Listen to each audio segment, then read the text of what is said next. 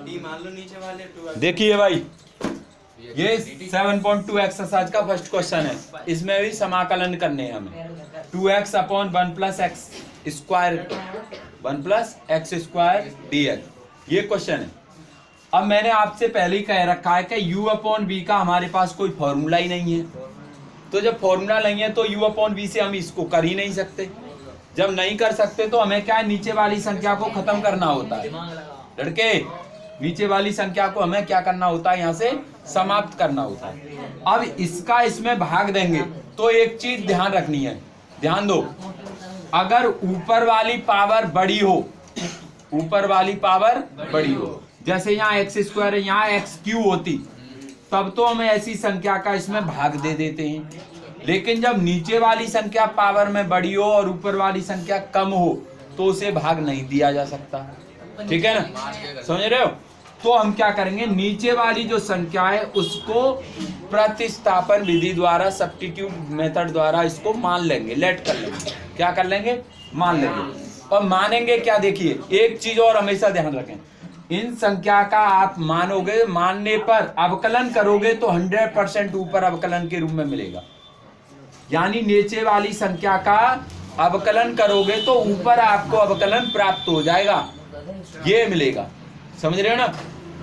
तो इसी बात का हमें ध्यान रखना है। यहाँ लिखेंगे माना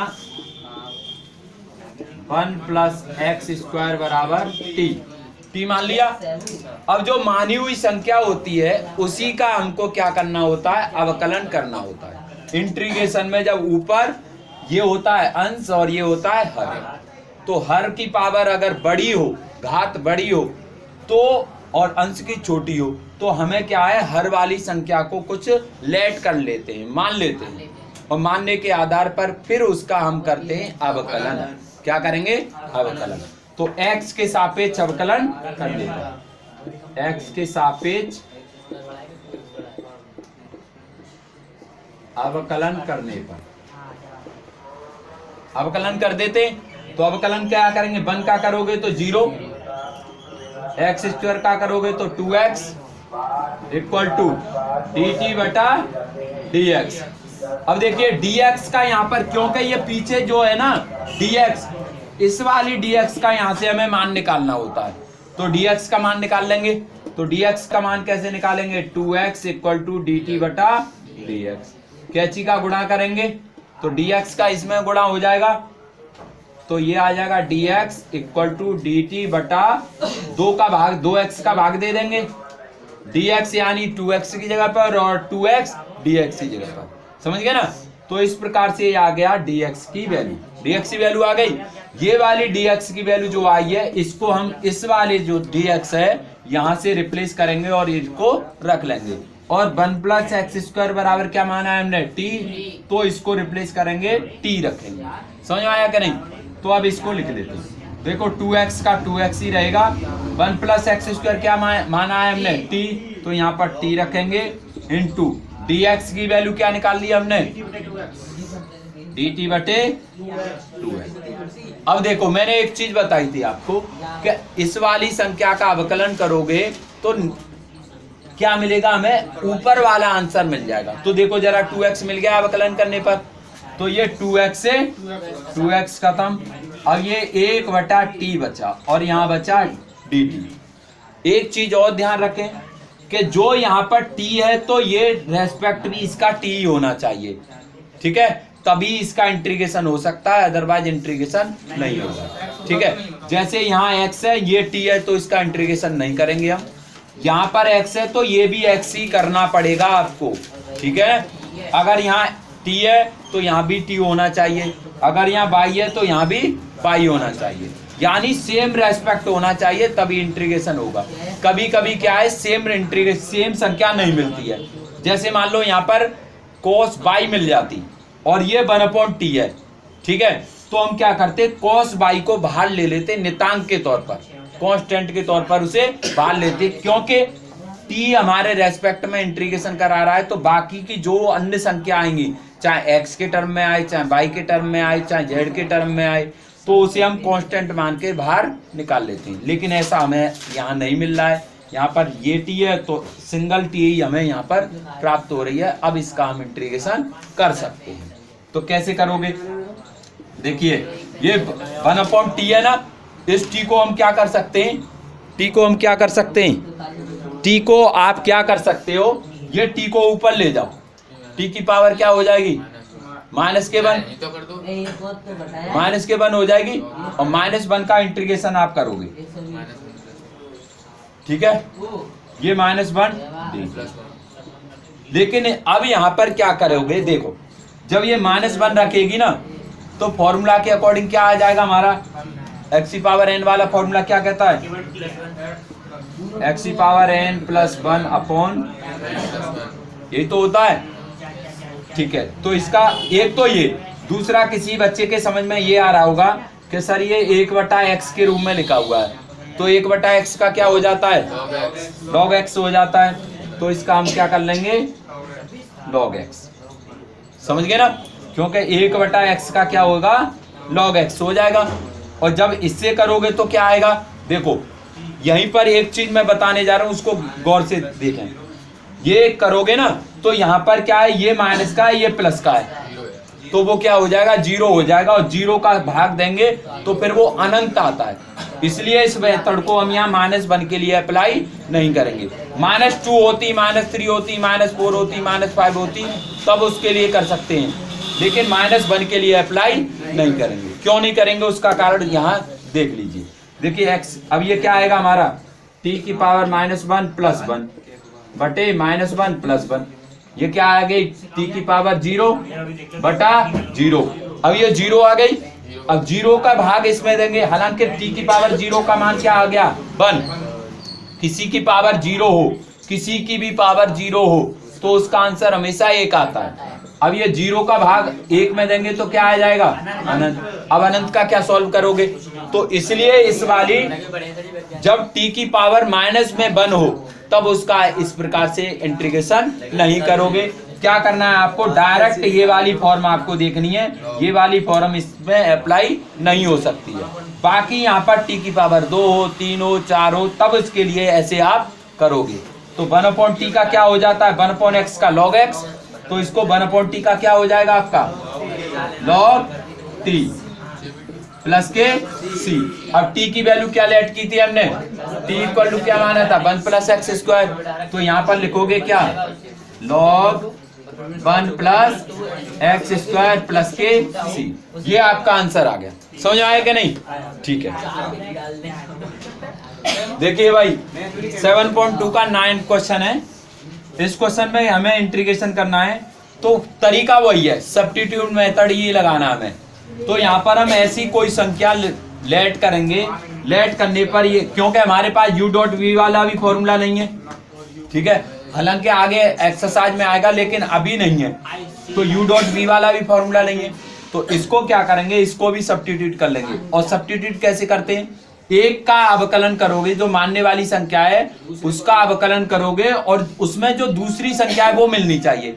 तो देखो 4x का अवकलन करोगे कितना आएगा, 4 आएगा, तो इससे तो ये वाली संख्या मिलने वाली नहीं है, लेकिन x² का इंटीग्रेशन करोगे तो कितना आएगा आपका, 2x आ जाएगा, 2x आ जाएगा ना। 2x से अगर हम यहाँ से 2 कॉमन ले लें तो कट जाएगा, देखो यहाँ पर 2x बचेगा, तो इस वाली संख्या को लेट कर लेते हैं, क्या मानेंगे, x² + x = 1 = t मान लो, ठीक है। इसका अवकलन करेंगे x के सापेक्ष, तो क्या आएगा, 2x + 1 + 0 = dt बटा dx, dx की वैल्यू निकालेंगे कितना आ जाएगा, dt बटा ये वाली संख्या आ जाएगी आपकी 2x + 1, ये वैल्यू आ गई।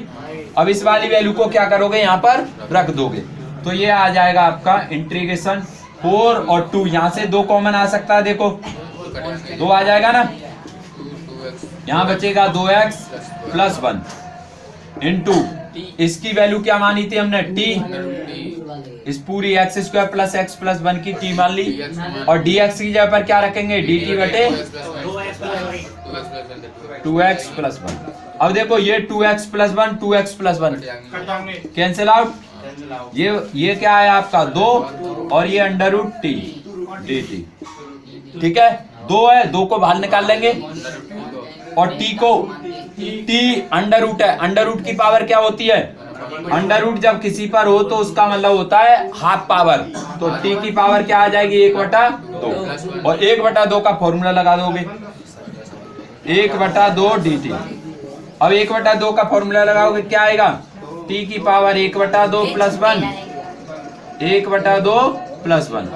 इसका एलसीएम लोगे तो 2 एकम 2, 2 और 1 3, तो 3/2। तो कितना आने वाला है आपका? 2 3 3/2। ठीक है, 2 एकम 2, 2 और 1 3, 3/2 बटा ये भी 3/2 ही आएगी। अब ये बटे में संख्या है, इसके नीचे 1 मानोगे और ये वाली संख्या उल्टी हो जाएगी, 2 ऊपर पहुंच जाएगा। तो क्या आने वाला है? 2 गुणा 2, टी की पावर 3/2/3। टी की वैल्यू रख दो। टी की वैल्यू क्या है हमारी? 4/3। टी की वैल्यू है आपकी ये संख्या x² प्लस x प्लस 1 की पावर 3/2 प्लस c। ये आपका हो गया आंसर। प्लस c सब में लगा के चलना है, समझ गए ना? इस प्रकार से इंटीग्रेशन कर लेंगे। देखिए भाई, क्वेश्चन नंबर 12 है इसी एक्सरसाइज का। ये थोड़ा सा टेढ़ा है अदर क्वेश्चनों की अपेक्षा, तो इसमें थोड़ा सा समझना है हमें। देखिए ये x⁵ का है, अगर आप मानोगे x⁵ को मानोगे तो इसका क्या अवकलन होगा? 5x⁴। और ये x⁴ है, कैंसिल तो होगा नहीं हो रहा है ना। तो अब इसी में क्या करेंगे हम? इसको x⁵ को ऐसे इंटू x⁵ ऐसे तोड़ सकते हैं। x⁵ को हम ऐसे तोड़ सकते हैं, x⁵ बराबर ऐसे तोड़ लेंगे। अब देखो x⁵ का अगर इंटीग्रेशन करोगे, वो सॉरी डिफरेंशिएशन करोगे तो x² खत्म हो जाएगी ना। और x⁵ ये रही, x⁵ ये रही, तो x की जगह पर क्या आ जाएगी आपकी? t आ जाएगी ना। तो इसी को आपको यहाँ पर क्या कर लेना है? लेट कर लेना है, समझ गए ना? तो लेट कर लेते हैं। देखो माना x⁵ 3 इक्वल टू t मान लेते हैं। क्या मान लेते हैं? t। x⁵ -1 इक्वल टू मानते हैं, -1 इक्वल टू t। क्योंकि ये x⁵ इक्वल टू मानोगे ना तो खाली यहाँ पर क्या रह जाएगी हमारी? t रह जाएगी। लेकिन इसका इंटीग्रेशन करोगे फिर दिक्कत होगी, 1/होल लगी हुई है उस पर, तो दिक्कत हो जाएगी। इसलिए x⁵ -1 इक्वल टू क्या मान लेते हैं? t मान लेते हैं। अब इसको क्या लिखे? x⁵ -1 का इंटीग्रेशन करोगे क्या आएगा? इसका क्या आ जाए? वो अवकलन करोगे क्या आएगा? अवकलन करने पर 3x², ये 0 और dt/d। ठीक है, अब ये आ जाएगा आपका dx का वैल्यू। dx की वैल्यू कितनी आ गई? dt/3x²। एक वैल्यू ये आ गई। ठीक है, दूसरी वैल्यू क्या आएगी? देखो जो हमने यहाँ पर वैल्यू लेट की है, यहाँ पर जो वैल्यू लेट की है x³ - 1 इक्वल टू t, तो इसकी जगह पर हमें एक दिक्कत और आएगी। दिक्कत क्या आएगी? यहाँ x⁵ में तोड़ रहे हैं ना हमें, तो यहाँ पर हम क्या वैल्यू रखेंगे? तो इसके लिए हम क्या है, देखो सवाल लिखते हैं, फिर उसके बाद समझ में आएगा क्या वैल्यू है। x³ - 1 की जगह पर क्या रख रहे हैं हम? x³ - 1 की जगह पर t, तो यहाँ पर t आ जाएगा। t की पावर क्या हो जाएगी? 1/3। ठीक है, ये x⁵ को हमने तोड़ा है x⁵ dx। अब देखो इसकी जगह पे तो t रख दिया। अब ये x³ है, x³ किस में लिखे हैं? ये भी तो t में नहीं आ रहा है ना। तो यहाँ पर देखो, एक स्टेप देखो फिर समझ में आएगा आपको। t की पावर 1/3 x³ तो ऐसे ही रहने दो, डॉट x² क्या है हमारी? x² यहाँ से हम जो वैल्यू है dx की वैल्यू क्या आई हमारी? dt/3x²। तो x² को ऐसे नोट करेंगे क्योंकि वैल्यू तो हमने x³ - 1 की मानी थी। ठीक है ना, तो ये उसकी जगह पर t हो गया, x³ हमने ऐसे रखा, x² ये रहा। अब इसकी जगह पर dx की जगह पर ये वाली संख्या हम यहाँ पर नोट करेंगे, dt/3x²। अब ये स्क्वायर से स्क्वायर कैंसिल। अब यहाँ पर हमारा क्या आया, टी की पावर 1/3 अपॉन 3 और एक्स क्यूब डी टी आ गया ना। अभी मैंने आपको एक चीज बताई थी कि यहाँ x है और यहाँ t है और यहाँ t है, तो देखिए dt यहाँ आ रही है और ये t आ रही है, तो केवल dt इसका इंटीग्रेशन करा सकती है, इसका नहीं कराएगी, नहीं कराएगी ना। और इसको बाहर नहीं रखेंगे क्योंकि हमने वैल्यू लेट की है, तो यहीं से तोड़कर इसको निकालेंगे। अब देखो क्या निकालेंगे तोड़कर, अब ये काम आएगी हमारी ये वाली वैल्यू। तो ध्यान दें, x q minus 1 equal to क्या मानी थी हमने, t। अब इस वैल्यू में से क्या करें, एक्स क्यू की वैल्यू निकल आएगी, 1 को इधर भेज देते हैं तब, तो क्या आएगी x q equal to 1 plus t, 1 plus t आ गई ना। और ये 1 प्लस टी को हम क्या रखेंगे, यहाँ पर रख देंगे, समझ गए ना। ये 1/t को एक्स क्यू की जगह पर रख देंगे, तो ये आ जाएगा आपका t की पावर 1/3। ये 1/3 बाहर ले लेते हैं, 3 को बाहर ले लेते हैं, यहाँ पर आएगा इसका एक्स क्यू का मान 1 प्लस टी, ठीक है, dt। इतनी बात समझ में आई। अब इसका क्या करेंगे हम, t की पावर 1/3 का अंदर गुणा करेंगे, अंदर गुणा करेंगे तो 1/3 तो ऐसे ही चलेगा, ये आ जाएगा t की पावर 1/3 और बाहर से इधर से dt रखते जाओ प्लस। अब देखो 1/3 होल है तो इसलिए हम ब्रैकेट लगा ले रहे हैं 1/3। अब t की पावर t की पावर यहाँ पर क्या है, 1 छुपी हुई है, और आधार समान होने पर गुणा में घातें जुड़ जाती हैं, तो t की पावर 1/3 और t की पावर 1, ऐसे ही तो गुणा करेंगे, t की पावर 1/3 गुणा t की पावर 1, आधार समान हो, t आए t यहाँ है, आधार समान है, आधार समान होने पर घातें जुड़ जाती हैं, तो क्या आएगा t की पावर 1/3 प्लस 1 जोड़ेंगे तो 3 × 3, 3 और 1 4, तो ये कितना आएगा 4/3। समझ आया कि नहीं, कैसे आया, तो ये हो जाएगा आपका t 4/3 और ये पीछे से रख देंगे हम dt, समझ गए ना, इंटीग्रेशन लगा के। इस प्रकार से ये क्या है, अलग अलग हमारा इंटीग्रेशन हो जाएगा। और ये 1/3 है, ये सबके बाहर में, ये ध्यान रखना, ये बाहर ही रखना है आपको। अगर इसको अलग इसमें करोगे गुणा और इसमें छोड़ जाओगे तो दिक्कत हो जाएगी, समझ रहे हो ना। तो ये 1/3 हमारा बाहर आ गया। ये इधर वाला पोर्शन उतार लिया क्या, नहीं उतार लो पहले। अब देखिए बेटा, इसके बाद क्या करना है हमें, अब इंटीग्रेशन करना है। तो 1/3 तो सब में कांस्टेंट है, उसको बाहर ले लेते हैं, तो 1/3 तो हमारा बाहर ही है, ब्रैकेट t की पावर 1/3, t की पावर n का फॉर्मूला लगाएंगे, क्या होता है, डायरेक्ट कर रहा हूं, t की पावर 1/3 प्लस 1, 1/3 प्लस 1, ठीक है, प्लस इसका करेंगे t की पावर 4/3 का, तो ये फॉर्मूला वही लगेगा x की पावर n वाला, तो ये क्या आएगा t की पावर 4/3 प्लस 1 और 4/3 प्लस 1, प्लस का क्या चलता है हमारा c, ठीक है।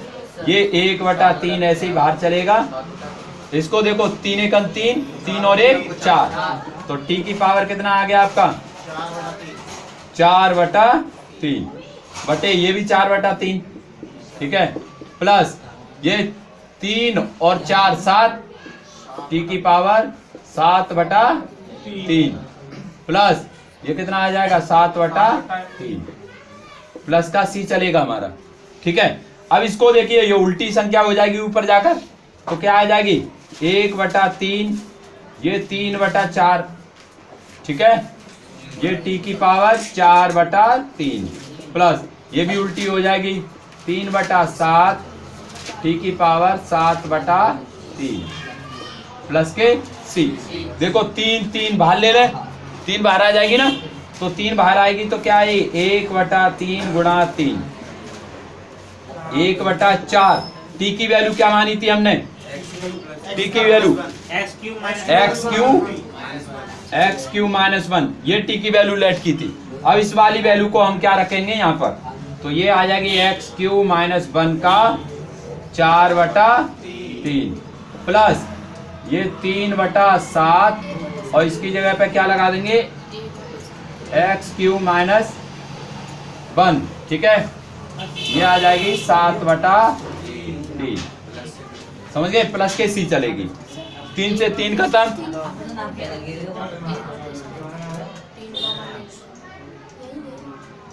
यहाँ पर आपका बचेगा 1/7, क्योंकि 3 हमने कॉमन ले लिया था, 1/7। अब ये जो फाइनल आंसर आने वाला है वो क्या आएगा, 1/4 x की पावर क्यूब, x की क्यूब माइनस के 4/3 प्लस 1/7 x क्यूब माइनस 1 और 7/3 प्लस के c। ये आपका फाइनल आंसर है। समझ गए ना, उतार लीजिए।